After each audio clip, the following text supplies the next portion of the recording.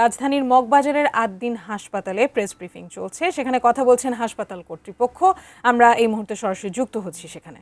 আমরা এই ব্যাপারে আগামী 3 দিনের মধ্যে রিপোর্টের পরিপ্রেক্ষিতে যথাযথ ব্যবস্থা নেব এবং এই ব্যাপারে সহ সংশ্লিষ্ট সকলের বিষয়ে ইতিমধ্যে নির্দেশনা প্রদান করা হয়েছে। মাননীয় মন্ত্রীর নির্দেশক্রমে আমরা এই কমিটি গঠন করছি এবং কমিটি পরেই কাজ শুরু করবেন এবং ইতিমধ্যে আমরা সরজমিনে সবকিছু দেখে এসেছি।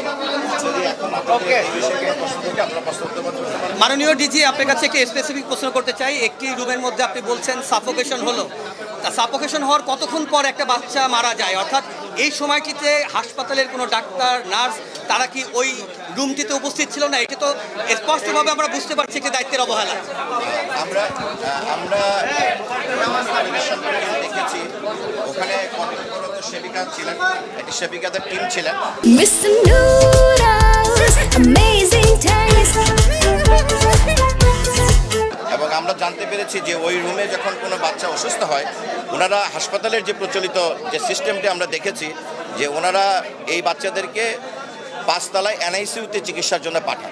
এই জায়গাটিতে আমাদের কাছে মনে হচ্ছে যে একটি দুর্বলতা আছে এবং এটি কর্তৃপক্ষ এটি আমাদেরকে জানিয়েছেন, কিন্তু আমরা আমাদের যে সেবার দিক থেকে এটি যে কোনো ত্রুটি আছে কিনা এটি আমরা অবশ্যই খতিয়ে দেখব এবং এই বিষয়টি আমাদের নজরে এসে। যদি সময়টা উল্লেখ করে বলতে পারেন, আমরা ক্লিয়ার হইনি। তারপরে রাতে 12টা অভিযোগ হচ্ছে, রাত 12টার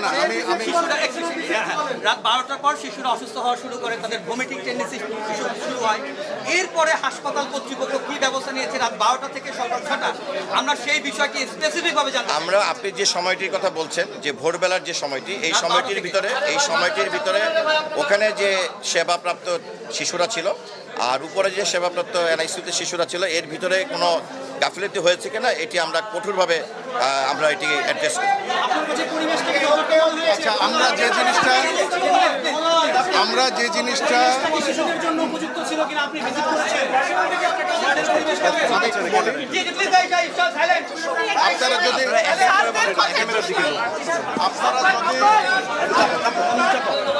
আপনারা যদি দয়া করে একটু শোনেন, আপনারা যদি একটু চুপ করেন, আপনি বলতে থাকেন, ওরা কথা বলুন।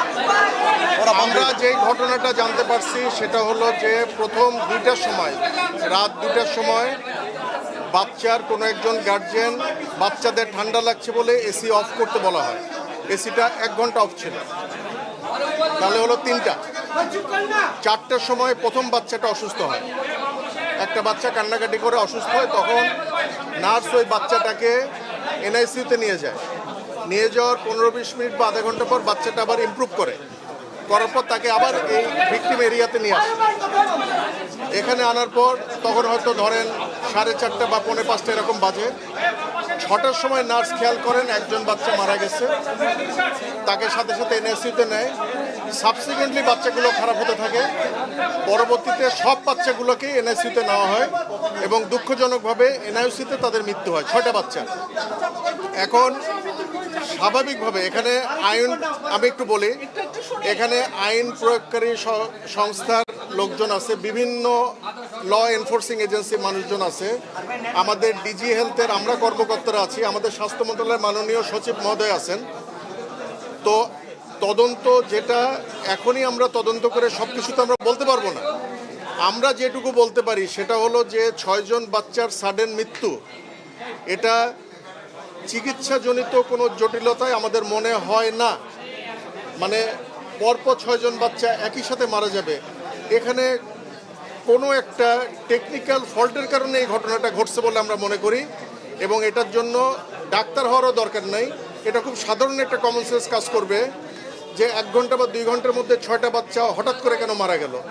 সুতরাং এটা তদন্ত করার জন্য এবং আপনারা শুনে আশ্বস্ত হবেন, এখানে অলরেডি সিআইডির টেকনিক্যাল এক্সপার্ট যারা এসি এবং অন্যান্য ইলেকট্রিক ইকুইপমেন্টসের ম্যানেজমেন্ট ব্যাপারে যারা এক্সপার্ট, তারা ওই রুমটা বন্ধ করে তারা কিন্তু তাদের মতো তদন্ত করছেন। এই তদন্ত রিপোর্টটা আমাদের কাছে ডেফিনেটলি আসবে, সেই অনুযায়ী আমরা একটা সিদ্ধান্তে আসতে পারবো। আর বাচ্চাদের মৃত্যুর কারণগুলো খতিয়ে দেখার জন্য যে সময়টা, এই সময়টা কিন্তু আমরা এখনও পাই নাই। আমরা কিন্তু এটা নিয়ে আমরা অলরেডি আমরা অ্যাক্টিভ তদন্তে আছি। আমরা এটা শেষ করলে তখন আমরা আপনাদেরকে জানাতে পারবো যে সত্যিকারের বাচ্চার মৃত্যুর কারণগুলো কী। তবে ডেফিনেটিভ যেমন এখন মিজেলসের একটা ক্রাইসিস চলতেছে বা ডায়রিয়ার একটা ক্রাইসিস বা অন্য কোনো যেগুলো প্যান্ডেমিক বা এন্ডেমিক ডিজিজ, সেই ডিজিজে 8 দিনের মতো একটা হসপিটালে 6টা বাচ্চা সারা দেশের মধ্যে হঠাৎ করে মারা যাবে, জিনিসটা এরকম না। এটা হয়তো কোনো টেকনিক্যাল ত্রুটি বা ফল্টের কারণে হচ্ছে। এটা আমাদের দয়া করে একটু সময় দেবেন, আমরা একটু খতিয়ে দেখব। আপনারা শিশুগুলোকে পোস্টমর্টম করবেন কিনা, আপনারা কি বলেছেন পোস্টমর্টমের ব্যাপারে? আচ্ছা, পোস্টমর্টমের ব্যাপারে আইনগত কতগুলো বিষয় আছে। আইনগত সেটা হলো যে পুলিশ বা অ্যাডমিনিস্ট্রেটিভ যে অথরিটি, তারা কিন্তু রুগীর স্বজনদেরকে প্রস্তাব দেবে যে আপনারা পোস্টমর্টম করেন।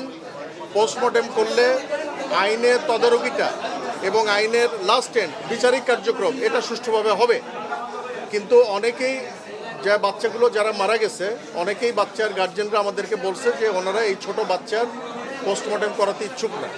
ওনারা যদি ইচ্ছুক না হন, আমাকে কথাটা দয়া করে শেষ করতে দেবেন, ওনারা যদি ইচ্ছুক না হন তাহলেও আইনগত বাধ্যবাধকতা কিছু আছে, সেটা প্রসিডিওর মেনটেন করে ওনাদেরকে নিয়ে যেতে হবে। 3 নম্বর হলো এটার জন্য আইন বাধাগ্রস্ত হবে কিনা।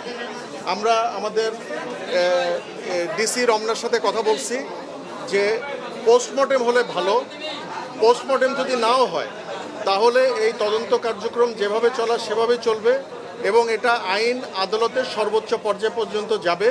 শুধু পোস্টমর্টেমের যে ঘাটতিটুকু, সেই ঘাটতিটুকু কিন্তু থেকে যাবে। আপনি কি মনে করেন যে পোস্টমর্টেম ছাড়া কি মূল ঘটনা কেন হয়েছে সেটা আইডেন্টিফাই করা যাবে?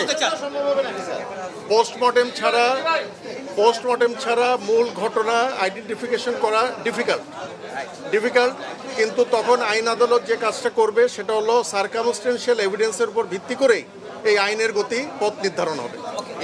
তবে আমার যদি আপনারা মতামত জানতে চান, তাহলে এই আনইউজুয়াল অস্বাভাবিক মৃত্যুর জন্য আইনগত যে কথা সেটা হলো পোস্টমর্টেম করা উচিত। কিন্তু এই ছোট বাচ্চা, একেবারেই ছোট, একটা বাচ্চা নিয়ে এসে আমাকে দেখেছেন, এইটুকু একটা বাচ্চা, আমাকে উনি প্রশ্ন করছেন যে এই বাচ্চার উপর কাটাছেঁড়া কোথায় করবেন আপনারা, আমি ওনাকে উত্তর দিতে পারি নাই। তো এটা আমার মনে হয় যে গার্জেনদের উপর ছেড়ে দেওয়া উচিত। আইনের মতো চলবে ইনশাল্লাহ। আমরা এটাতে সম্পূর্ণ ইনভলভ আছি, আমরা এটাতে নজরদারি করব।